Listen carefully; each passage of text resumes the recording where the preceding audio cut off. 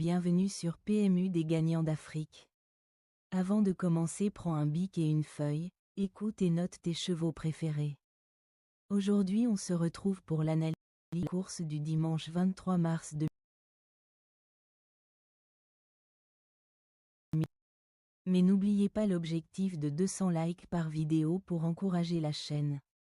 Si vous êtes nouveau ici, n'oubliez pas de vous abonner et d'activer la cloche de notification pour ne rien manquer de nos analyses quotidiennes.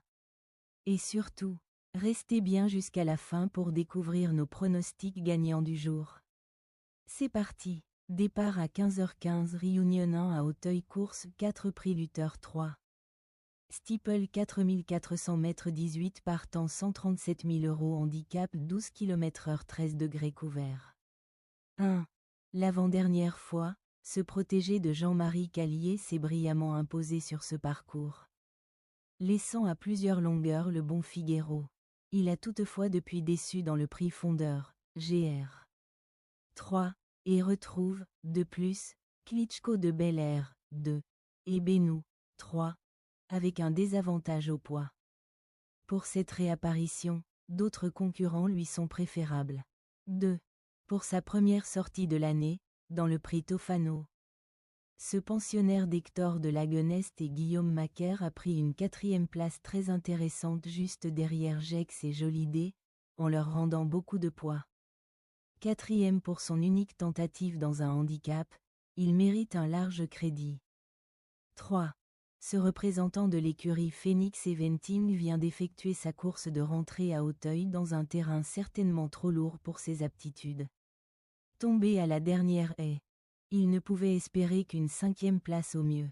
Il va toutefois progresser sur cette sortie et devrait apprécier l'assèchement de la piste. À reprendre. 4. Deuxième du Grand Prix de la ville de Nice, ce protégé de Mario Putrino a ainsi vu sa valeur passer de 59,5 à 63 sur les gros obstacles. Il n'a ensuite pu se mettre en valeur sur les balais et retrouve le steeplechase dans de conditions peu favorables. Jamais vu aussi haut, il n'aura pas la partie facile. 5. Bon deuxième d'un relevé prix Jean Doumen pour son retour à Auteuil. Ce concurrent de Daniel Mel n'a toutefois pu confirmer dans une listide au début du mois.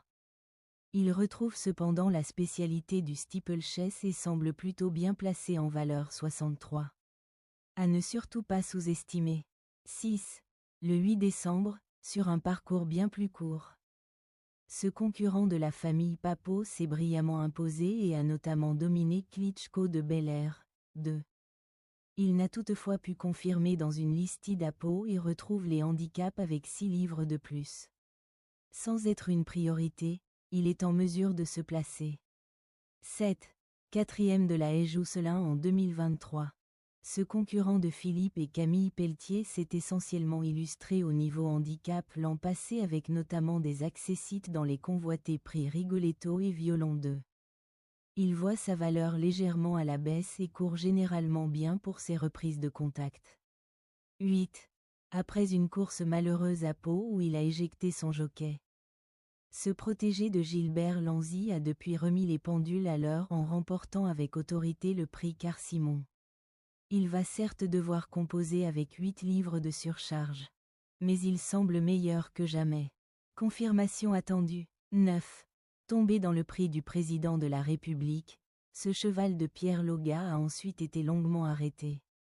Il n'a jamais fait illusion lors de sa rentrée le mois dernier, mais il va certainement progresser là-dessus et devrait être ravi de retrouver le steeplechase. 3e de la dernière édition. Il devrait, une nouvelle fois, finir très fort. Un gros regret. 10. Ce représentant du haras de Beauvoir avait été jugé digne de prendre part au Grand Steeplechase de Paris en 2023. Absent de la compétition pendant de nombreux mois, il vient d'effectuer une rentrée correcte sur les haies de Compiègne, dans un lot toutefois inférieur. Même si son degré de forme est incertain, il a son mot à dire pour les places, comme d'autres. 11. Pour sa première sortie de l'année, ce cheval de Marie-Cécile de Saint-Saëns s'est imposé très plaisamment dans un handicap toutefois moins bien relevé. Même s'il a déjà réussi sur ce parcours long de 4400 mètres. Il affronte une opposition de taille et n'a encore jamais été vu à une valeur aussi haute dans cette spécialité. 12. Ce concurrent de Bertrand Colette n'a été vu qu'à 11 reprises sur les obstacles. Après avoir été écarté de la compétition pendant de nombreux mois, il a réalisé une rentrée encourageante dans le prix Carl-Simon, bien qu'il soit tombé en fin de parcours. Il possède une certaine marge de progression et s'annonce compétitif pour la victoire. 13.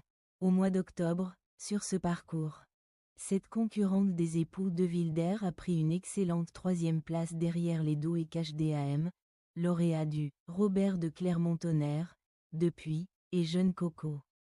Elle a depuis confirmé en s'imposant ici même et en doublant la mise à Angers, sur les haies. Elle a certainement franchi un cap et doit impérativement être reprise. 14. Après de bons débuts, 2e, sur le steeplechase en décembre. Ce concurrent d'Hugo Mérienne a pris une honorable 6e place dans le Quintet Plus du 8 janvier à Pau avant de chuter dans le Carl-Simon. S'il est suffisamment endurci pour ce type d'épreuve, il est en mesure de se placer, comme d'autres. 15. Auteur d'une rentrée honorable, 6e, dans le prix Cacao. Ce pensionnaire de Patrice Quinton n'a ensuite pu se mettre en valeur lors du meeting d'hiver de Pau. Il vient toutefois de refaire surface sur le parcours du jour, 4e, et va s'élancer avec la confiance de son mentor. Comme d'autres, il ambitionnera une place. 16. L'an passé, ce concurrent de Didier Clos s'était plaisamment imposé dans un handicap, mais bénéficiait d'une décharge de 8 livres ce jour-là. Longuement arrêté, il a effectué une rentrée encourageante dans le prix Beugnot sur les balais. Malgré les 2 kilos de pénalisation, il détient une très belle carte à jouer. 17. Ce pensionnaire de Sylvain Dehaies n'est plus monté sur un podium depuis près d'1 an et reste sur des performances peu encourageantes. Peu à son affaire à Auteuil. Il affronte de plus une opposition de taille. Pas évident. 18. Lors de l'automne, ce cheval de Renato Bruni s'est principalement illustré sur cette piste face à ses contemporains. Pour sa première tentative face à ses aînés, il n'a jamais pu se mettre en évidence. Malgré le geste du handicapeur qui lui a enlevé une livre, il n'aura pas la partie facile. Nos pronostics du jour sont, en base nous avons pris, le 9 et le 10. Notre chance régulier, le 12, le 11 et le 8.